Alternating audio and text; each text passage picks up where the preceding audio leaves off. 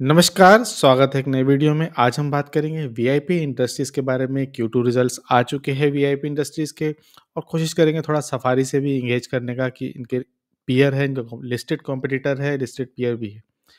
तो VIP industries को VIP clothing से कंपेयर मत करिएगा। वीआईपी इंडस्ट्रीज़ लगेज, बैग्स और एक्सेसरीज़ बनाती है। आगे चल के और देखेंगे किस तरह की एक्सेसरीज़ बनाती है। काफ़ी वोलेटाइल कंपनी है, small cap, mid cap company है और इन कंपनियों में प्रॉफिट्स भी बहुत ज़्यादा आते हैं और लॉसेस भी होते हैं। तो ऊपर-नीचे जो इनका फ्रीक्वेंट है, वोलेटिलिटी है, वो काफ़ी ज़्यादा है। तो अगर आप इसमें इन्वेस्ट कर रहे हैं, इन्वेस्ट का प्लान कर रहे हैं, तो आपको थोड़ा-सा आपको डायनामिक होना पड़ेगा। ऐसा नहीं कि आप इन्वेस्ट करके भूल गए और आप छोड़ गए। क्योंकि एक क्वार्टर में रिजल्ट आएँगे अच्छे, अगली बार आएँगे खराब। तो मार्केट कैप देख लेते हैं, 8,468 करोड़ का है। स्टॉक पी 62.5 है, जो अप पेट करा गया है ऑलमोस्ट इंडस्ट्री लेवल पे, 62.2 लेवल पे। ये बात इसकी रही, हमें पता है बैग लगेज बनाते हैं, सीधा जंप करते हैं। अब इसके पीयर भी, लिस्टेड पीयर एक ही है, सफाई इंडस्ट्री, उसको भी देखेंगे। क्वार्टरली रिजल्ट पे आ जाते हैं। क्वार्टरली रिजल्ट देखोगे आप, सितंबर 2023 के क्वार्टर में 546 करोड़ का इन्होंने सेल्स किया है। अब क्वार्टर ऑन क्वार्टर देखोगे, लास्ट क्वार्टर में 636 का था, उससे पहले 451 था, 526 था। तो आप देखोगे कि down, up, down, up, down. तो आप कंसिस्टेंसी की इसमें भारी कमी है। अगर आप सोचो कि जैसे मैंने पहले बोला कि इन्वेस्ट करके भूल जाओ, मुश्किल है, आपको डायनामिक होना पड़ेगा। तो प्रॉपर एक साइन वेव बन रही है नीचे ऊपर की, तो ये आपको ध्यान देना पड़ेगा। ऑपरेटिंग प्रॉफिट 53, 515 करोड़ का इन्होंने सेल किया था, तो भी ऑपरेटिंग प्रॉफिट 72 का था। 546 उससे ज़्यादा ही है इस क्वार्टर में, तब भी सेल जो है 53% है। क्यों? Operating profit. पिछली बार सितंबर में same year last year same quarter में 14% का था। इस बार कितना है? 10%। Material cost, inflation, employee cost सब कुछ बढ़ा हुआ है। अगर आप यहाँ एक्सपेंसेस देखोगे तो 44.9 है और एम्प्लॉयी कॉस्ट 12%, तो 10 क्वार्टर ऑन क्वार्टर तो एम्प्लॉयी कॉस्ट भी बढ़ गया है। और हमको पता है ट्रांसपोर्टेशन हो, चाहे सेल्स हो, मार्केटिंग हो, हर चीज़ की वैल्यू बढ़ गई है। तो यहाँ पे इनका ऑपरेटिंग प्रॉफिट पे इम्पैक्ट पड़ा है, 14 से गिर गए हैं 10% पे। अगर आप देखोगे प्रॉफिट बिफोर टैक्स, तो लास्ट क्वार्टर में था 77 करोड़ का प्रॉफिट, इस बार है 19 करोड़ का। उससे पहले देखो तो 6 करोड़ का लॉस था, उससे पहले 51 करोड़ का प्रॉफिट था। तो काफ़ी अप्स एंड डाउन्स है, वोलेटिलिटी काफ़ी है। अगर हम क्वार्टर ऑन क्वार्टर कंपेयर करें तो 77 से गिर के हो गया 19, 1/4 हो गया ऑलमोस्ट। और अगर आप देखोगे लास्ट सितंबर से, तो 52 से गिर के हो गया है 19, तो आधे से भी कम हो गया है। सेम कहानी आपको मिलेगी नेट प्रॉफिट पे, 58 से गिरकर हो गया है 13 पर। तो अगेन ऑलमोस्ट 4 टाइम्स है, 3 एंड हाफ समझ लीजिए ऑलमोस्ट। और नेट प्रॉफिट देखोगे तो 43 से गिर के 33 पर आ गया है, ये भी काफ़ी डाउन आ गया है, ये भी 1/3 है। तो रिजल्ट का इम्पैक्ट काफ़ी है इनके ऐसे स्टॉक्स पे, काफ़ी इनको दिक्कत आ रही है सेल करने में और इनके रेवेन्यू पे भी इम्पैक्ट पड़ रहा है। जो इतना भी रिवेंज टूरिज्म था, वो यहाँ पर आपने देख लिया होगा 2022 में 6943 करोड़ का ऑपरेटिंग नेट प्रॉफिट था। यहाँ पे आप देखोगे प्रॉफिट बिफोर टैक्स सब ज़्यादा था। रिवेंज टूरिज्म कम हो रहा है, इन्फ्लेशन की मार झेलनी पड़ रही है। वीआईपी इंडस्ट्रीज टूरिज्म पे डिपेंड करती है, अनटिल टूरिज्म हो रहा है, नए बैग्स खरीद रहे हो आप, इफेक्ट आपको पड़ेगा ही पड़ेगा। क्विकली चलते हैं इनके इन्वेस्टर्स में। क्या इन्वेस्टर्स, बड़े इन्वेस्टर्स, छोटे इन्वेस्टर्स क्या कर रहे हैं? तो आप देखोगे कि प्रमोटर्स ने अपनी पोजीशन हल्की सी ट्रिम की है, 51.3 से 51.23 पे आ गए क्वार्टर ऑन क्वार्टर बेसिस पे।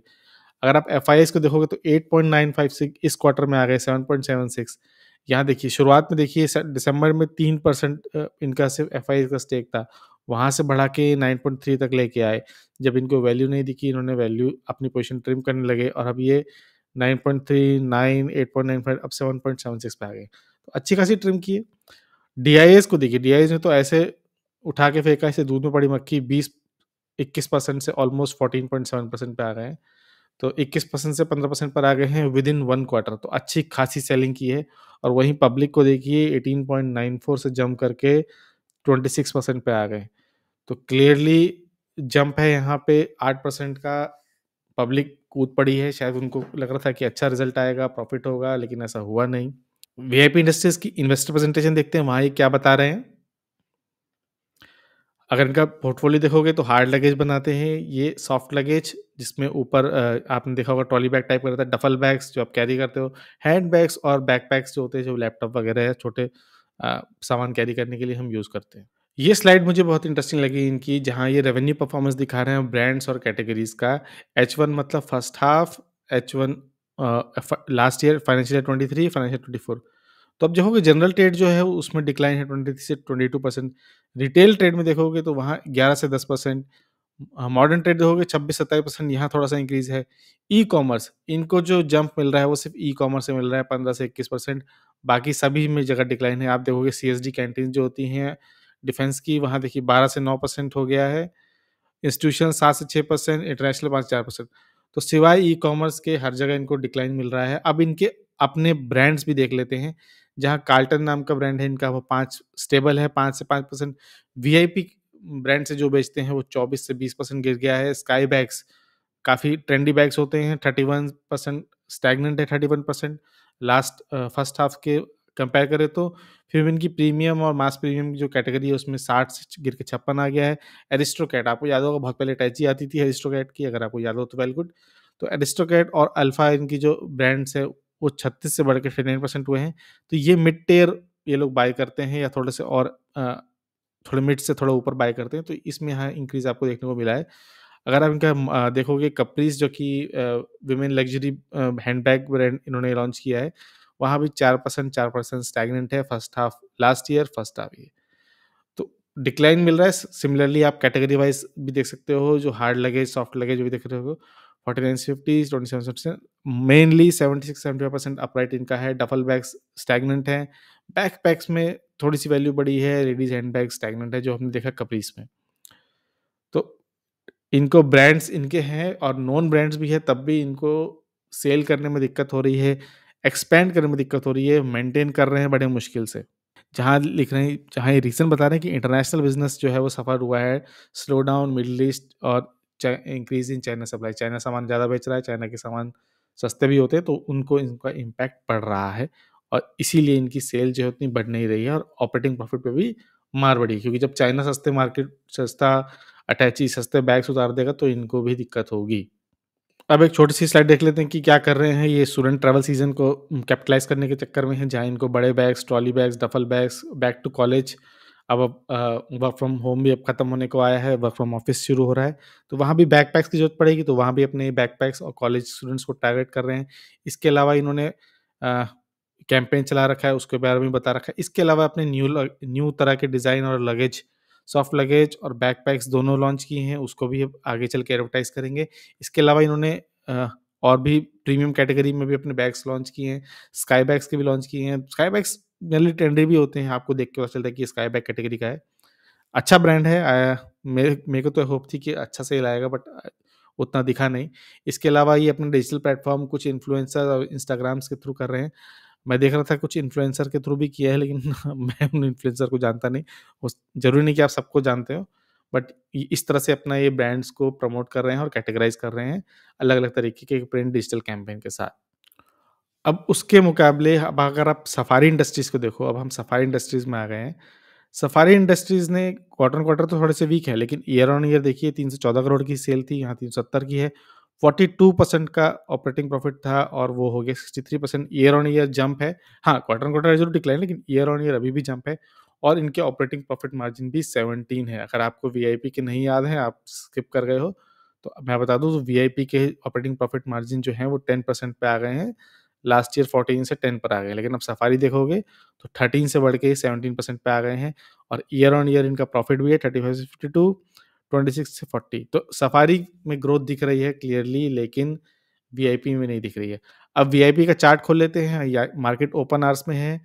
क्लियरली एक यहाँ डेथ क्रॉस बनने की तैयारी चल रही है, जो कि मार्केट के लिए बिल्कुल नेगेटिव चीज़ है। मार्क इस अगर आप देखोगे तो पहले भी यहाँ पे इसने इसी लेवल के आस-पास बनाने की कोशिश की थी और वहाँ से जो जंप आया था वो बहुत ही फ़ास्ट जंप था और बहुत ही तेज़ी से जंप आया था। लेकिन इसका रिज़ल्ट जब आया ना, रिज़ल्ट आने से पहले देखो कि यहाँ पे एक लंबी वीक बनी हुई है, ये देखो एक लंबी वीक, फिर लंबी वीक, फिर एक लंबी वीक। जब रिज़ल्ट आया था इसका, आई थिंक 31 को आया था, उसके बाद भी मार्केट में आया था और रिज़ल्ट आते ही काफ़ी पिटाई हुई थी। एक काम करते हैं, इसका रिज़ल्ट 15 मिनट के चार्ट पे लगा लेते हैं। अब देखो कि ये रिज़ल्ट जब आया था यहाँ पर ऑलमोस्ट 2 ढाई बजे करीब आया था। वहाँ से जो इसमें जो जंप जो एक स्लंप आया था वो ऑलमोस्ट इसको लेके चला गया था 588 लेवल्स पे। लेकिन क्विकली ये ऊपर चला गया। कोई ऐसा इसमें पब्लिक है या कोई ऐसा पब्लिक फंड है या ऐसा कोई पीएमएस है जिसको इसमें वैल्यू दिख रही है जो इसको ऊपर लेके चला गया। नेक्स्ट दिन जब ओपन हुआ आप देखोगे 1 नवंबर को ओपन होते ही फिर ये काफ़ी नीचे गया, लेकिन फिर इसमें बाइंग आई है, फिर इसको ऊपर लेके चले गए। तो कोई ऐसा प्लेयर है जो इसको बार-बार नीचे से खरीद ले रहा है, लेकिन इसमें उतनी वैल्यू है नहीं, तो अंत में तो इसको नीचे ही आना है क्योंकि परफॉर्मेंस उतनी नहीं है। तो वहाँ से ड्रैग करते-करते 590 90 पर आ गया और या फिर देखो जब रिज़ल्ट वाले दिन था तो इसने 588 तक का इसने लो बना दिया था। तो ऑलमोस्ट अब वहीं पर आ गया। तो एक इंटरेस्टिंग पॉइंट है कि अ, अगर आप देखो तो कोई ना कोई इसमें परचेज़ कर रहा है, किसी को इसमें इंटरेस्ट आ रहा है। फिलहाल ड्राइंग क्लियर करते हैं। अब ये गिर के आ चुका है, डेथ क्रॉस बनने की तैयारी में है। 50, 100, 200 तीनों डेमा से नीचे। अगर आप पिवट फिबोनाची भी लगा लो यहाँ पर, तो आपको दिखाई देगा कि यहीं इसका S1 है 590 जहाँ से इसने सपोर्ट लिया था। फिर S2 आता है हमारा 560 के आसपास और फिर और 560 के आसपास आप याद देखो कि पिछली बार 550 के आसपास आके इसने बहुत ही तेज़ मूवमेंट दिखाया था। लगातार आप देखोगे 5 दिन में इसने ऊपर पहुँच के ये 700 के पास पहुँच गया था। तो एक बहुत ही बड़ा जंप था, अगर मैं यहाँ से देखूँ तो ऑलमोस्ट 25% का जंप था। तो 50 जो है वो प्रीवियसली भी इसका एक अच्छा सपोर्ट रहा है। मैं भी उसी पॉइंट को देख रहा हूँ। मैं भी इसको पहले भी 550 के आसपास बाय करके ऊपर निकाल चुका हूँ, तो फिलहाल मेरे पास नहीं है। और S3 564 यहाँ पर आएगा। सॉरी, S3 जो है वो और भी नीचे है, वो है 520 पर। अगर 520 मिलता है तो वेल गुड। तो मैं देखूँगा कि क फिलहाल मेरी इंटेंशन क्या है कि मैं देखूँगा कि कहाँ ये कंसोलिडेट करेगा। फिलहाल इसमें क्लियर डाउन मूवमेंट है। अगर आप इसमें RSI वगैरह भी लगाओगे, तो उसमें आपको एक शार्प डिक्लाइन दिखाई देगा। आप देख रहे हो शार्प डिक्लाइन है। लेकिन लास्ट टाइम जब जंप आया था तो यहीं 30-29 के लेवल से ही आया था और फिलहाल अभी भी ये 29 के लेवल पर RSI इसकी आ चुकी है। लेकिन मैं वेट करूँगा और नीचे आने तक। ये 20 के आसपास अगर मेरे को मिला RSI लेवल पे, तो मैं एक क्विक और सडन जंप सर्च करने का एक्सपेक्ट करूँगा। अ, लेकिन नहीं भी आया तो भी कोई बात नहीं। RSI में देखोगे तो RSI में भी वीकनेस थी, थोड़ी-सी कम होने की कोशिश की, अभी भी वीकनेस है। तो डेली बेसिस पर काफ़ी वीक है। हमको अपने सपोर्ट और रेजिस्टेंस लेवल सब याद रखने हैं, उस उन्हीं के बेसिस पर हमको आगे ट्रेड लेना है। तो फिलहाल हमारे सपोर्ट हमने अभी देखा 550 के आसपास पहला सपोर्ट है और फिर 520 के आसपास तीसरा सपोर्ट है। तो 520 तो अभी बहुत ही दूर की बात है, बट 550 रिसेंट टाइम्स में आ सकता है। तो शायद फर्स्ट चंक मैं इन्वेस्ट करने का, इसमें री-इन्वेस्ट करने का, बेसिकली इन्वेस्ट नहीं, री-इन्वेस्ट करने का प्लान करूँगा। ये कोई भी बाय सेल रिकमेंडेशन नहीं है, ये मेरी एनालिसिस है, मैं क्या फॉलो करूँगा। आपको अपनी एनालिसिस देखनी है, प्रेज़ेंटेशन देखनी है, मैनेजमेंट को सुनना है, न्यूज़ रिपोर्ट्स पढ़नी है, उसके बाद आपको डिसीज़न लेना है। किसी के भी एक पर्सन के या मेरे या किसी कहने पर आप बाय कर लोगे, लॉसेस तय हैं जनरली। इस चार्ट को कन्वर्ट कर देते हैं वीकली चार्ट पे। तो वीकली चार्ट पे अगर आप इसको हम देखें यहाँ पे, तो ये 200 डेमा की लाइन है, ये 539 के आसपास आ रही है। इसने ब्रेक कर दिया है 50 वीकली एक्सपोनेंशियल, 100 वीकली एक्सपोनेंशियल और देखिए यहाँ पर आ रहा है। यही लेवल मेरे को इंटरेस्टिंग है। मैं होप कर रहा हूँ कि अगर इसके पास-पास मेरे को मिले 525 के आसपास, बेसिकली 550 से 500 के बीच में, तो मैं इंटरेस्टेड होऊँगा इसमें परचेज़ करने के लिए। पिवट पॉइंट लगा के देख लेते हैं। तो पिवट पॉइंट भी हमको S1 जो है 550 पे ही दिखा रहा है वीकली बेसिस पर, और हम पहले भी देख चुके हैं कि जब-जब इस पॉइंट पे आया है, इसने जम ये विक यहाँ पे कभी भी 550 पर यहाँ आपको बॉडी नहीं मिल रही है, विक मिल रही है क्योंकि क्विकली एक रिजेक्शन लेके ऊपर पहुँच जा रहा है। तो एक इंटरेस्टिंग पॉइंट है यहाँ लास्ट टाइम भी जब आया था तो ये वीक थी। ये बड़ी रेड कैंडल ज़रूर बनी, लेकिन अगले दिन ही एक बुलिश एनगल्फिंग बनी और चार्ट ने ऊपर मूव कर दिया। इसके पीछे आप देखोगे यहाँ पर भी इसने सपोर्ट लिया हुआ है अच्छा खासा। तो 550 ट्रेडिशनल है और बेसिकली आप अगर आप इसको एक कुछ इस तरह से पैरेलल चैनल भी ड्रॉ करो ना, 550 लेवल पे अगर आप इस तरह से ड्रॉ कर दो यहाँ पे और एक ये लेवल लगा लो, तो एक इस चैनल में इसने काफ़ी ट्रेड किया है। तो अगर आप स्विंग ट्रेडर भी हो, तो भी आप इसमें देख सकते हो एक मोमेंट। ज़रूरी नहीं कि आप टॉप पे ही बेचो, आप 750 बेचो। अगर आपने ठीक आपका इंटरेस्ट कितना है? आपने 3 महीने में, 2 महीने में अगर आपने बैंक की एफडी को बीट कर लिया, आपने 10% 15% का गेन कर लिया, that is more than enough. अगर आप यहाँ से देखो, अगर मैं यहाँ से देखूँ एक बार को, तो ये 40% का गेन है। 40% का गेन आपको हमेशा नहीं मिलेगा। अगर आपने यहाँ से गेन किया है और इसके टॉप पे 28% था, वहाँ बेच दिया, तो भी मोर देन इनफ है। मेरा टारगेट क्या है कि 550 के आसपास बाय करूँगा मैं, और मैं इसको बेचूँगा 15-20% पे। शॉर्ट टर्म में मेरा ट्रेड यही रहेगा। ये वीकली बेसिस पे ट्रेड है, याद रखिए। वीकली बेसिस पे होल्ड करने के लिए पावर चाहिए, और सबसे पहले तो उस लेवल पे इसको आना भी चाहिए, ताकि आप परचेज़ कर पाओ। तो ये थी एक छोटी-सी एनालिसिस वीआईपी इंडस्ट्रीज़ के लेके लेके। सफारी में उल्टा है, सफारी में अच्छा प्रॉफिट है। वो 4000 के लेवल पे अगर आप क्विकली देख भी लो सफारी का चार्ट एक बार, तो काफ़ी ऊपर है, उसमें कोई वीकनेस नहीं है। ऊपर से सफारी ने, अगर मैं करेक्ट हूँ, तो उन्होंने 1:1 का बोनस भी दिए अनाउंस किया है।